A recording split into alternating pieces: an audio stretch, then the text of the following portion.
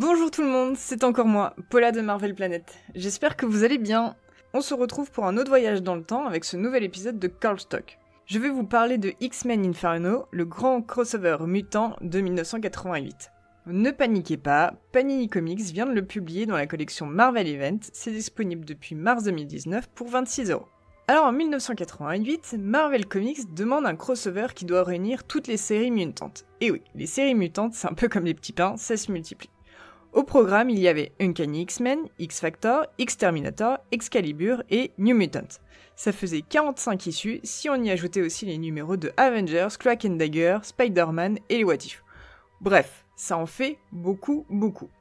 Panini Comics a décidé de nous simplifier la vie en prenant uniquement les séries principales, à savoir Uncanny X-Men et X-Factor, et leurs 9 issues. 9 issues où il y a tout ce qu'il faut savoir sur X-Men Inferno. On retrouve au scénario Louis Simonson et Chris Claremont, et au dessin Mark Silvestri et Walter Simonson. Alors ça parle de quoi X-Men Inferno? Je vais faire simple et je vais lire le résumé de Panini Comics, ça ira beaucoup plus vite, vous verrez, il est pas si mal que ça. La Terre est envahie par les démons des limbes. La trahison de Scott Summer, qui a délaissé sa femme Madelyne Pryor pour les beaux yeux de Jean Grey, a déchaîné la rage de Madelyne. Celle-ci s'est alliée au diabolique Nyarstri, pardon c'est un démon et je ne sais pas le lire, et est devenue la puissante reine démon. Pour écarter la terrible menace qui risque de détruire la planète, les X-Men et X-Factor devront unir leurs forces. Alors oui, X-Men Inferno, c'est super dense, parce qu'il y a deux choses en même temps, à savoir la bagarre classique X-Men contre les méchants et le drame familial Grey Summer. Petit rappel amoureux de Grey Summer. Jean Grey et Scott Summer s'aiment, mais Jean Grey meurt pendant la saga du Phénix, Scott est inconsolable, puis un jour, il va mieux car il croise le chemin de Madelyne Pryor qui ressemble comme deux gouttes d'eau à Jean Grey. Mais bon, à l'époque, ça choquait personne. Scott quitte les X-Men, vit d'amour et d'eau fraîche avec Madelyne, ils ont un enfant Nathan Summer, qui deviendra plus tard Cable, ou Cable, j'aime bien dire Cable.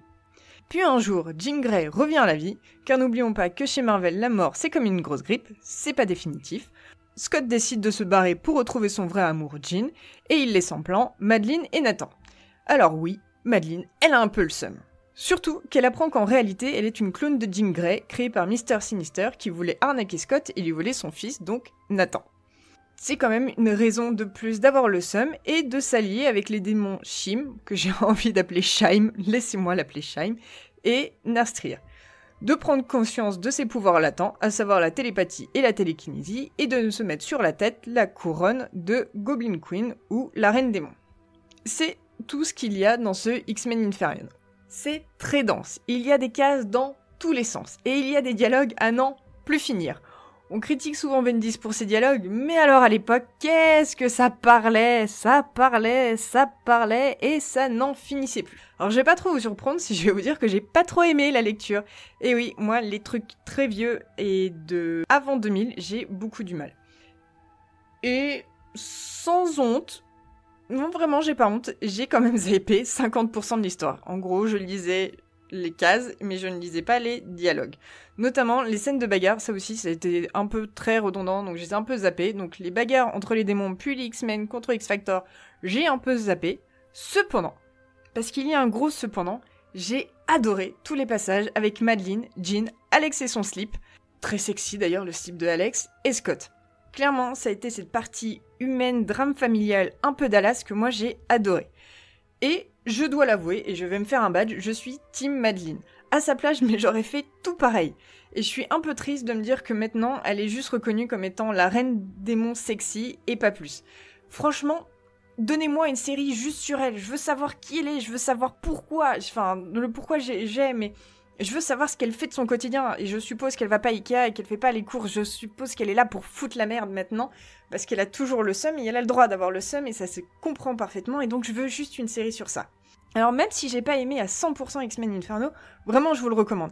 Et si je vous le recommande quand même avec un peu beaucoup de passion, rien que pour Madelyne, c'est que ça doit pas être si nul dans le fond X-Men Inferno, et qu'il y a moyen d'aimer un peu plus que ce que moi j'ai aimé. Voilà, c'est tout pour moi, je vous dis à très bientôt, de bonnes lectures, et notamment X-Men Inferno. Salut!